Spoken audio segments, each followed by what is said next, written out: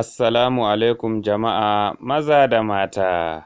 A yau kuma za mu kawo muku matasan Najeriya waɗanda suke murnan cin zaɓen General Muhammadu Buhari a karo na biyu.